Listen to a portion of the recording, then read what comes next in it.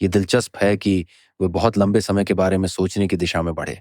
जैसे बकटून्स के पास 1,44,000 दिन होते हैं। हाँ, तो आपने बिल्कुल सही कहा। और एक बकटून्स 400 लॉन्ग काउंट के ईयर्स के बराबर होता है। तो ये हमारे मिलेनियम की तरह है। हमें लगता है कि मिलेनियम या सदी का पूरा होना एक बड़ा मौका होता है, बस इतना ही। लेकिन उनके पास 20 साल का एक खास समय होता है जिसे वे खातून कहते हैं, और फिर 400 बकटून होता है जो उनका सबसे बड़ा समय है। यह उनके लिए मिलेनियम जैसा होता है। और उनमें से 13 बकतून्स हमारे पहले निर्माण में हुए, जो हमारे इतिहास के सबसे महत्वपूर्ण हिस्सों में से एक माने जाते हैं। वो ये भी मानते हैं कि दुनिया के मल्टीपल क्रिएशंस हो चुके हैं। वो अकेले यह विचार नहीं रखते हैं। कई एंशिएंट सिविलाइजेशंस ये कहती हैं, लेकिन हम तकनीकी तौर पर फोर्थ क्रिएशन में हैं। और उनके उनके पास एक क्रिएशन की स्टोरी है जिसे पॉपल वू कहते हैं। और पॉपल वू बिल्कुल साफ साफ बताते हैं कि थर्ड क्रिएशन का अंत इन हीरोज की मदद से हुआ था, जिन्हें हीरो ट्विंस कहा जाता है। और फिर फोर्थ क्रिएशन की शुरुआत होती है। और फिर माया मॉन्यूमेंट्स पर हम उन्हें लॉन्ग काउंट के जरिए कैलकुलेट करते हुए देखते हैं, और हम इसे बहुत सटीक तरीके से कैलकुलेट कर सकते हैं। फोर्थ क्रिएशन की शुरुआत 11 अगस्त 3114 ईसा पूर्व को हुई थी। और ये नहीं कहते कि ये पहला दिन है, बल्कि ये कहते हैं कि ये थर्ड क्रिएशन के 13वें बख्तून का आखिरी दिन है, जो बहुत ही महत्वपूर्ण है क्योंकि ये एक नए साइकिल की शुरुआत को दर्शाता है। और ये कि ये क्रिएशन जो है सिर्फ 13 बख्तून की होती है। ठीक है, तो ये चौथी क्रिएशन होगी और यही कैलेंडर की शुरुआत है। Fourth creation. लेकिन अगर आप 3114 ईसा पूर्व से कैलकुलेट करें और 13 बख्तून आगे गिने, तो आप 2012 तक पहुंचते हैं, जो माया कैलेंडर के हिसाब से एक महत्वपूर्ण बदलाव था। और इसी वजह से 2012 के बारे में जो बहुत चर्चित विचार है, जैसे कि वो दिसंबर में कुछ खास 21 होगा, दिसंबर 2012 दुनिया का अंत, राइट? तो क्या आप इसे समझा सकते हैं? वह मेरे लिए बहुत फायदेमंद साल थे। मैंने देश भर में कई लेक्चर्स दिए। ये कुछ वैसा ही था जैसे गारेट मॉरिसन सैटरडे नाइट लाइव में दिखाते हैं। सच कहूं तो प्रलय ने मेरे लिए बहुत अच्छा किया। मुझे लगता है, लेकिन ये काफी दिलचस्प है। तो ये तकनीकी रूप से अब हम पांचवी रचना में होंगे। हाँ, टेक्निकली हम पांचवी क्रिएशन में होते। हालांकि मेरा मतलब यह था कि असल में अगर आप मेरी मैथमेटिक्स और कैलेंडर के सभी डेटा को देखें तो वे कभी ऐसा कुछ नहीं कहते। वास्तव में कुछ तारीखें हैं जो हमें बताती हैं कि चौथी रचना आगे जारी रहती है इस चीज पर कि उस पख्तून स्थान में 20 पख्तून होने चाहिए, जैसे उनकी गणना प्रणाली हमें इसके बारे में बताती है, न कि वो 13 हैं। और एक जगह है पालेंके में, और एक जगह है ड्रेस्डन कोडेक्स में, और एक और जगह है जिसे मैं भूल रहा हूं, जिसे मैं 2012 के बाद वाले समय के बारे में बताऊंगा।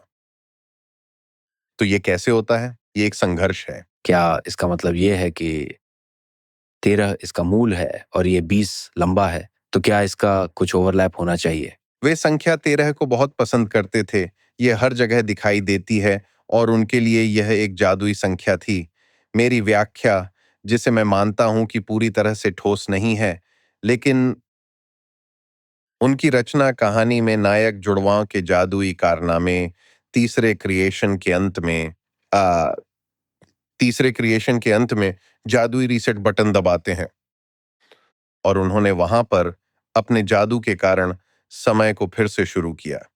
लेकिन इसका मतलब यह नहीं था कि प्राकृतिक बकटून चक्र को 13 होना चाहिए। कुछ ऐसे ग्रंथ हैं जो समय में बहुत आगे या पीछे जाते हैं, और जब भी उन्हें ऐसा करना होता है तो बख्तून से ज्यादा समय को मापा जाता है। इसके ऊपर एक बख्तून है, फिर कालाबा बख्तून है, फिर अलावा बख्तून है, और यह सिलसिला लगातार चलता रहता है। ये सब, जैसे आप जानते हैं, 1,60,000 साल तक होते हैं। समय के बहुत बड़े हिस्से होते हैं। जब भी वे लंबी अवधि की बात करते हैं तो वे इन सभी बढ़ते हुए हिस्सों में 13 को जोड़ देते हैं, यानी इन उच्चतम हिस्सों में। मुझे लगता है कि वे जो कह रहे हैं वह समय की कभी न खत्म होने वाली प्रकृति के बारे में एक गूढ़ बयान दे रहे हैं। मुझे लगता है कि वे हमें उन ग्रंथों में यही बता रहे हैं कि समय जादुई रूप से हमेशा चलता रहता है। लेकिन फिर भी उनके पास यह धारणा थी कि समय पहले कभी अनंत नहीं था, है ना? उनका मानना था कि इससे पहले अन्य सभ्यताएं थीं और यह चौथी रचना है। यह चौथी रचना है और भगवान ने सबको बनाया। पहले लोग मिट्टी से बने थे और वो पिघल गए। दूसरे लोग लकड़ी से बने थे, लेकिन वो जानवरों के साथ बुरा व्यवहार करते थे। तीसरे लोग हमारे जैसे थे, लेकिन किसी और तरह से दोषपूर्ण थे। और फिर हम आखिरकार देवताओं और मकई के खून से बने हैं। हम मक्के से बने हैं, तो हम परिपूर्ण हैं। और जैसा कि और जिस तरह से कि ये हमें समझाता है, जैसे कि पोपोल वह करता है, और इस बार हम बिल्कुल सही तरीके से बने हैं। और अब इस क्रिएशन के लिए यह मानने का कोई कारण नहीं है कि इसका एक निर्धारित समय सीमा है। एक अजीब बात यह है कि एज़टेक, जिनसे हम कांटेक्ट में बहुत बातचीत करते थे, उन्होंने हमारे पहले कई क्रिएशंस का विचार किया था, लेकिन उन्होंने स्पेनियों को यह बहुत स्पष्ट रूप से बताया कि ये सभी क्रिएशंस एक ही समय अवधि में नहीं थीं। कुछ सृष्टियां 300 सालों के बीच में थीं, कुछ 700 सालों के बीच में, लेकिन वे सभी अलग अलग समय काल में थीं। हमारी गणितीय तर्क यह है कि अगर तीसरी क्रिएशन 13वीं थी, तो ये क्रिएशन भी तीसरी क्रिएशन होनी चाहिए या फिर 13वीं होनी चाहिए। लेकिन यह सीधे तौर पर उस बात के खिलाफ है जो एज़टेक्स ने हमें क्रिएशंस की प्रकृति के बारे में बताया। वे अलग अलग समय काल थे। आपको क्या लगता है कि पिछली रचनाओं का मिथक क्यों था? क्या उनके पास पूर्व सभ्यताओं की किसी प्रकार की लंबी बहुपीढ़ीगत स्मृति थी?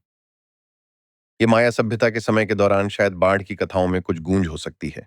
ये उसी तरह के प्रमुख मिथक हैं जो लंबे समय तक विकसित होकर विभिन्न सभ्यताओं में फैल जाते हैं। इस बारे में काफी अलग अलग विचार हैं। अगर वे सभी 13 थे, जैसा कि एजेटेक्स ने कहा, और हमारे पास 5 सृजन थे, और अगर हर सृजन 13 का ही हिस्सा होती, यह लगभग 25,000 साल के आसपास पहुंचता है, जो कि प्रोसेशनल चक्र के बेहद करीब है। तो कुछ लोग मानते हैं कि उन्होंने इसे इस तरह से डिजाइन किया था ताकि यह विश्वों के चक्र की एक पूर्णता हो। और मैं इसे सच में मानता हूँ। मुझे विश्वास नहीं होता है, लेकिन यह सुनने में तो अच्छा लगता है। ये इंटरनेट पर बहुत सारे हिट्स प्राप्त करने वाला है।